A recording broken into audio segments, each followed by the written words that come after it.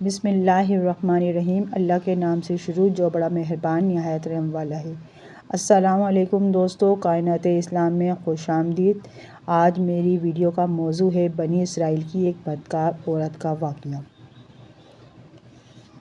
ایک عورت بنی اسرائیل میں رہتی تھی۔ وہ بہت بد کردار تھی۔ خدا نے اس کو حسن و جمال خوب نواز رکھا تھا اور وہ بدکار بھی انتہا درجے کی تھی۔ پوری بستی کے ساتھ اس کے تعلقات تھے۔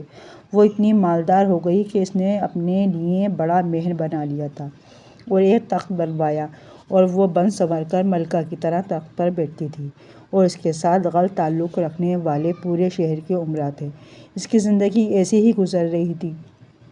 ایک مرتبہ کیا ہوا کہ وہ اپنے گھر کا دروازہ کھول کر تخت پر بیٹھی تھی کہ قریب کسی اور بستی کا نوجوان تھا جو نیک تھا، عبادت گزار تھا۔ وہ ادھر سے گزرا اور گزرتے ہوئے اچانک جو اس کی نظر اٹھی تو اس عورت پر جا پڑی اور اس عورت کی ایسی تصویر اس کے دل میں چھپی کہ وہ آگے تو چلا گیا مگر اس کا دھیان ادھر ہی بھٹک گیا۔ پھر وہ مراقبے میں، ذکر میں، تسبیحات میں، تلاوت میں جب بیٹھتا تو اس کا دل ہی نہیں لگتا تھا۔ اس نے روزے بھی رکھے لیکن خیال نہ نکلا۔ اس نے اپنے آپ کو تکلیف بھی پہنچائی، کئی دن اپنے آپ کو بھوکا پیاسا بھی رکھا مگر اس کے دل سے خیال نہ نکلا۔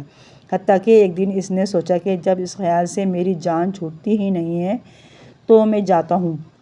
چنانچہ اس کے پاس جو تھوڑا بہت سامان تھا وہ اس نے بیچا اور اس نے اتنے پیسے تیار کیے جتنے سے وہ بدکار عورت اپنے پاس آنے کی اجازت دیتی تھی۔ وہ اس عورت کے پاس آیا اور اس کو پیسے دے کر اس کے پاس چارپائی پر بیٹھ گیا، بات چیت کرنے لگا۔ اچانک بات چیت کے دوران اس کے دل میں یہ خیال آیا کہ میں نے نیکوکاری کے اتنے سال گزارے ہیں، آج میرے اللہ مجھے اس غیر محرم کے ساتھ بیٹھے ہوئے بھی دیکھ رہے ہوں گے۔ بس یہ خیال دل میں آیا تو اللہ کا درد دل پر غالب آ گیا اور نوجوان نے کانپنا شروع کر دیا۔ عورت اس سے پوچھتی ہے، تم کانپ کیوں رہے ہو؟ تمہارا چہرہ کیوں پیلا ہو گیا ہے؟ اس نے کہا، بس میری طبیعت ٹھیک نہیں۔ اس نے کہا کہ پھر تم جس مقصد کے لیے آئے ہو وہ مقصد پورا کرو اور جاؤ۔ اس نے کہا، نہیں۔ وہ بڑی حیران ہوئی کہ آج تک میں نے اپنی زندگی میں کوئی ایسا مرد نہیں دیکھا جو میرے قریب اس طرح چارپائی پر آ کر بیٹھے اور پھر برائی کیے بغیر چلا جائے۔ یہ نوجوان کیسا ہے؟ مگر نوجوان نے کہا، اچھا میں جاتا ہوں۔ اس نے کہا کہ تم کون ہو، کیا ہو؟ اس نے بتایا کہ میں اس نام کا بندہ ہوں اور فلانی بستی کا ہوں اور میرے دل میں یہ خیال آ رہا ہے میں نے اتنی عمر مصلی پر بیٹھ کر گزار دی، آج میرا اللہ مجھے تیرے سامنے بیٹھے ہوئے بھی تو دیکھ رہا ہے۔ بس اس کے بعد اس نوجوان کی آنکھوں میں سے آنسو آ گئے اور وہ چل پڑا۔ اب وہ چلا تو اس عورت کو جو تھوڑی دیر کی صحبت ہو گئی اس کی برکت اس کو مل گئی۔ چنانچہ عورت کے دل میں یہ خیال آیا کہ یہ کنوارا نوجوان اتنا اللہ سے ڈرتا ہے جبکہ اس نے گناہ بھی نہیں کیا اور میں تو سارا دن اور ساری رات گناہوں کا مرتکب ہونے والی ہوں، میں تو خدا سے ڈرتی ہی نہیں۔ اس کے دل میں شرمندگی پیدا ہوئی، ندامت آنے لگی کہ کیا کروں تو کیا کروں۔ دل میں خیال آیا کہ اچھا چلتی ہوں، حضرت موسیٰ علیہ السلام سے پوچھتی ہوں کہ کیا میرے لیے بھی توبہ کی کوئی صورت بنتی ہے۔ وہ اپنے گھر سے نکل کھڑی ہوئی۔ اب اس کو بستی کا ایک بندہ پہچانتا تھا۔ وہ ایسی ناکامی گرامی چیز تھی۔ وہ چلی اور جا کر حضرت موسیٰ علیہ السلام کو جو دیکھا تو وہ اس وقت بنی اسرائیل کے لوگوں کو نصیحت فرما رہے تھے۔ اس نے کسی آدمی کے ذریعے پیغام بھیجا کہ حضرت موسیٰ علیہ السلام سے جا کر کہو کہ میں آپ سے ملنا چاہتی ہوں۔ اب جس کو پیغام دیا وہ بیوقوف تھا۔ کچھ پیغام پہنچانے والے بھی تو بیوقوف ہوتے ہیں جس کو ڈھنگ ہی نہیں آتا پیغام پہنچانے کا۔ اس خدا کے بندے نے سیدھا جا کر سب کے سامنے کہہ دیا کہ حضرت آپ سے فلاں عورت ملنے آئی ہے۔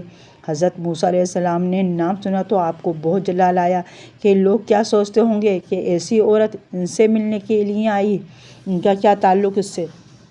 حضرت موسیٰ علیہ السلام نے غصے میں کہہ دیا کہ اس سے کہو چلی جائے، میں اس سے نہیں ملنا چاہتا۔ اس بیوقوف نے آ کر کہا کہ میں نے بات کہی تو حضرت موسیٰ علیہ السلام نے بڑے ناراض ہوئے، وہ تو بڑے خفا ہوئے تم سے، وہ ڈر بھی گئی۔ اس نے کہا کہ میری بدکاریاں ایسی ہیں کہ اللہ مجھ سے پہلے ناراض تھا اور اب اللہ کا نبی بھی مجھ سے بات نہیں کرنا چاہتا، میرے لیے تو اب دنیا میں ٹھکانہ کوئی نہیں۔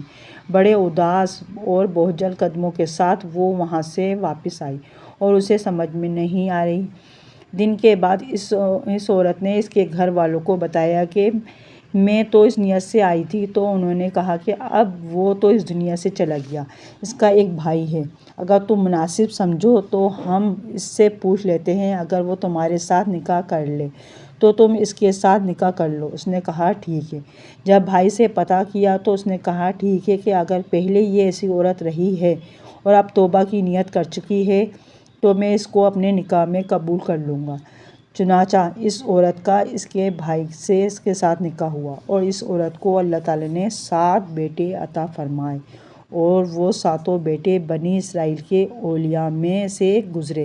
ایسی بدکار عورت بھی اگر توبہ کرتی ہے تو اللہ تعالیٰ اسے 7 ولیوں کی ماں بنا دیتے ہیں۔ وہ مولا کتنا کریم ہے۔ سبحان اللہ۔ میرے چینل کو ضرور سبسکرائب کریں۔ اللہ حافظ۔